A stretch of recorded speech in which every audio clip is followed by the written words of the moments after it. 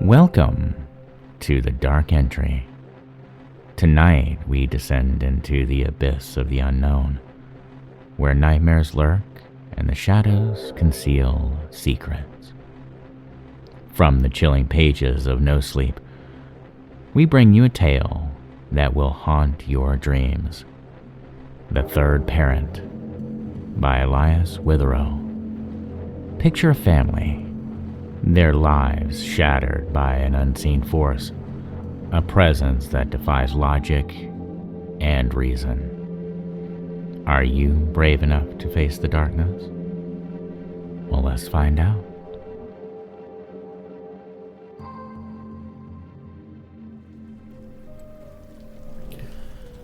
The Third Parent by Elias Witherow. My name is Matt, and my childhood wasn't normal. Not by any stretch of the word.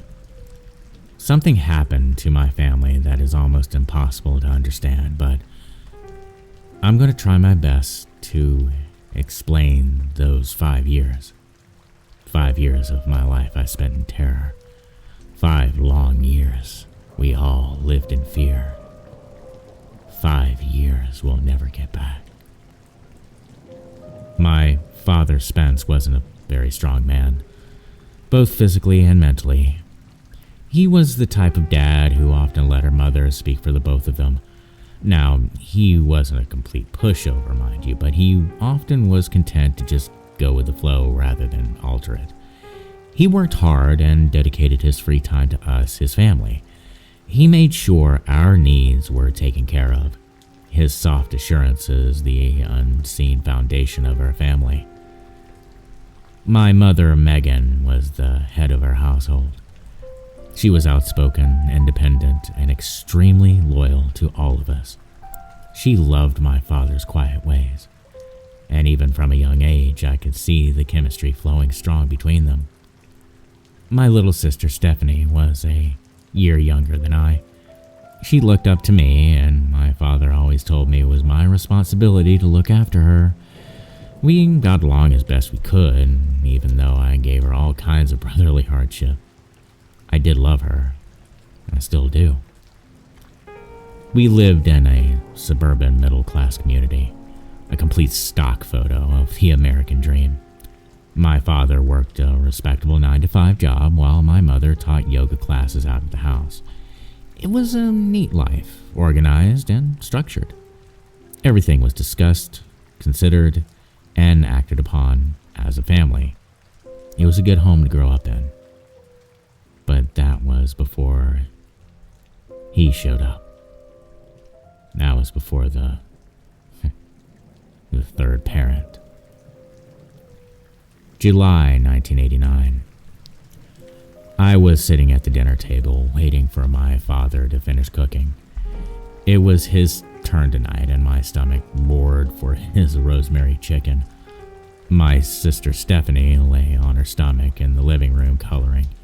Her golden blonde hair fell across her shoulders in waves, and she looked up at me and smiled.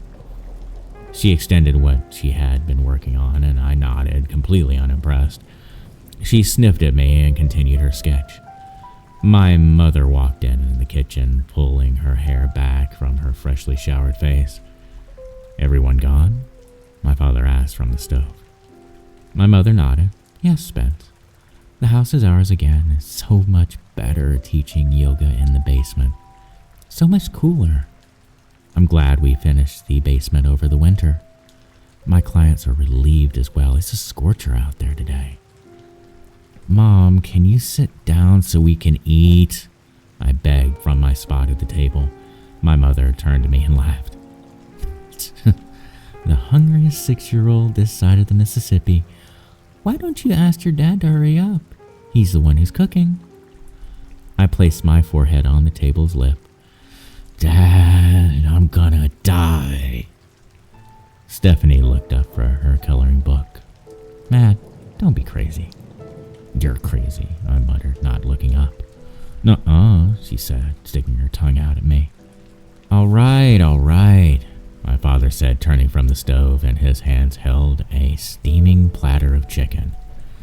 "Come sit down, Steph. The food is ready." I ordered my sister, the sight of the seasoned meat causing me to salivate. As she pulled herself up from the floor, my mother taking a place beside me, we all froze as someone knocked on the front door.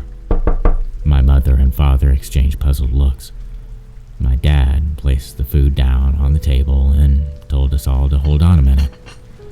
Groaning, I watched him walk to the front door.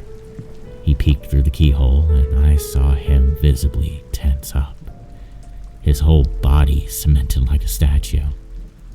"Spence? Who is it?" my mother asked. My father slowly turned back around to us, all blood draining from his face. His eyes were wide, and I saw fear dilate his pupils. He licked his lips and shot Stephanie and I a look.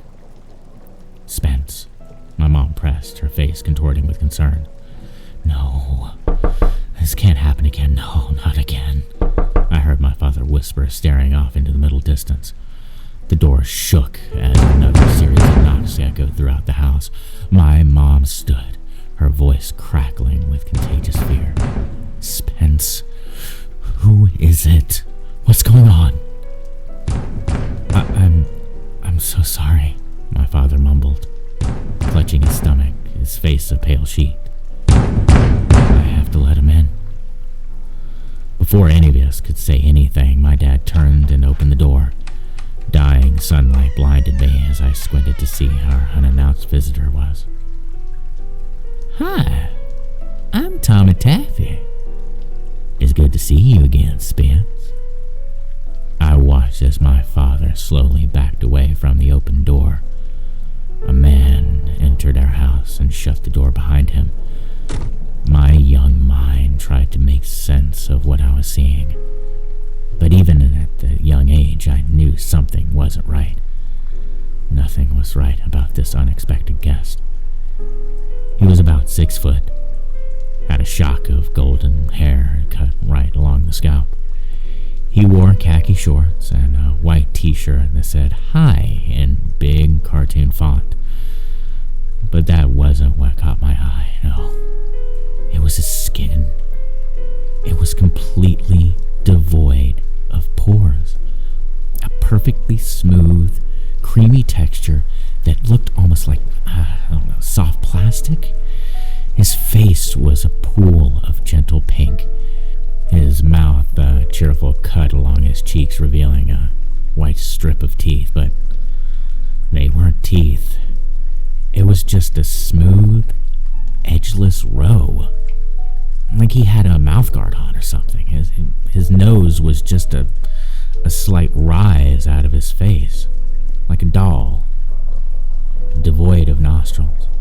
And his eyes, God, his eyes. His eyes were twin puddles of sparkling blue shining out at us from his flawless, eerie face. They were wide, like he was in a constant state of surprise, and they shifted around the room, looking at us in quick, jarring motions. His smile widened, and he raised a flawless hand to us at the table. "Hi, I'm Tommy Taffy. It's good to meet you." I noticed he didn't have any fingernails or skin defects for that matter. No wrinkles, no bruises, nothing. It was like he was a living, talking, human-sized doll. "Spence," my mother croaked, recognition blooming in her eyes. "It's gonna be okay, Megan," my father said, shaking. "Let's just be polite to our new guest, okay?" The man, Tommy, cocked his head towards my father.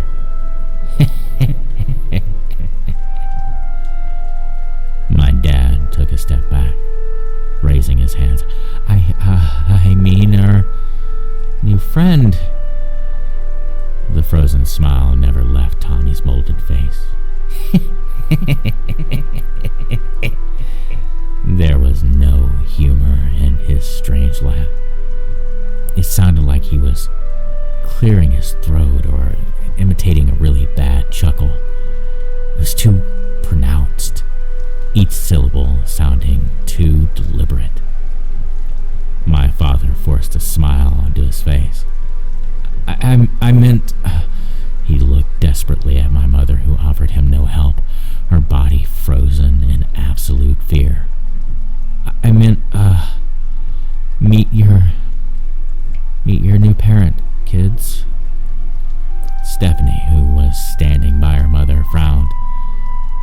not her dad. You are. And why does he look so funny?" "Stephanie," my mother hissed, gripping my sister's shoulder. Tommy laughed and walked forward to crouch in front of Stephanie. "It's not nice to make fun of people who look different, is it?" My sister looking at her feet, blushing. Tommy tasseled her hair. "It's okay. Buck up, kiddo. We're gonna get along just fine. I'm going to help your parents raise you. It's a big job being a mommy and a daddy. Sometimes mommy and daddies need help." Tommy turned to my parents, that ever-present plastic smile stretching his face. "I helped their mommy and daddy raise them. Isn't that right, Spence? Megan?" Megan pulled Stephanie away as my father nodded nervously. "That's right, kids. He did." Tommy smiled and turned to me. I was still sitting at the table, taking the odd scene in. I didn't understand what was happening. I didn't know who this weird-looking man was or what he wanted. What he was saying didn't make any sense, but my parents seemed to know him, so I kept my speculations to myself. "And you must be mad," Tommy said, walking over to me. I didn't look at him. Training my eyes to stare at my empty plate, I suddenly wasn't hungry anymore. I could feel the strange man beside me, his presence filling my head. I licked my lips and felt my heart begin to race. I didn't like this intruder. Something about him felt dangerous. Tommy walked behind me, chuckling, his hand sliding over my slender shoulders. "Oh, it looks like we have a shy one. That's okay. I'll help with that," he said to my parents. His fingers dug into my skin as I winced, but I kept my mouth shut. "Don't touch him," my mother hissed, eyes going wild. Tommy looked up at her, mouth stretched.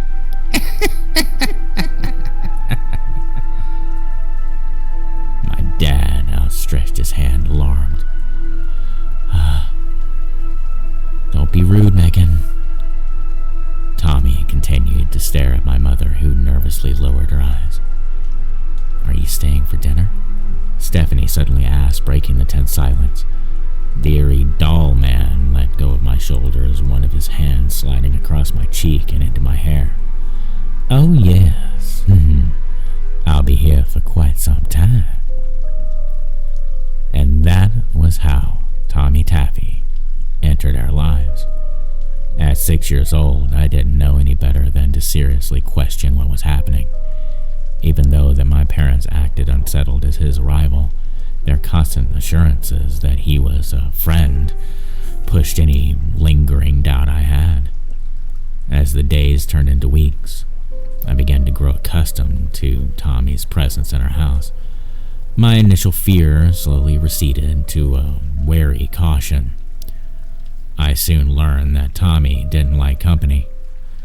Whenever my mother had her yoga classes, Tommy would pull her off into a corner and whisper something to her. I would watch all of this with silent eyes. I would see my mother's face grow pale, and she would nod, whispering back unknown assurances. Then Tommy would turn, that ever-present smile plastered on his face, and walk upstairs until the class was over. My parents told Stephanie and I that we weren't to talk about Tommy to our friends. Outside of this house, Tommy wasn't a part of our lives. I don't know why, but both my sister and I obeyed. Another thing I noticed was that Tommy never ate. He would sit at the table with us, but he never partook in a meal. Stephanie asked him once if he was ever hungry, and Tommy just smiled at her silently and stroked her head. During the evenings, he would gather our family into the living room and give us a short lesson on how to be a good person. My parents never spoke during these talks. They just sat next to us, nodding. Tommy told us not to make fun of others, to love our friends and enemies, and always help those in need. He told us that's why he was here with us, to help my parents raise us, and that we could talk to him if we ever had a problem at school or didn't know how to handle certain situations. It went on like this for a month, and that's when my mother lost it.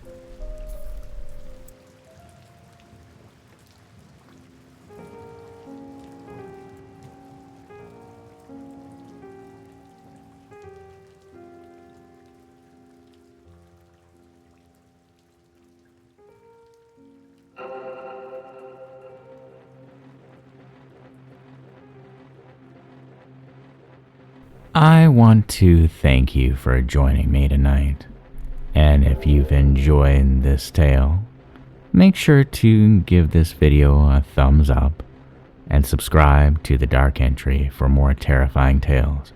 Also, hit that notification bell to stay up to date on all our chilling content. As well as doing that, please go over to their Reddit channel, Elias Witherow, and give that author some love, as they deserve so much, as their writing skills are beyond measure.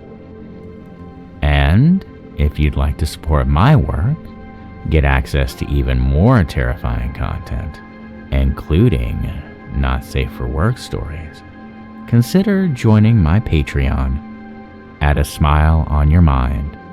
Your support helps me bring you these haunting tales. Thank you again, and good night, and sleep tight.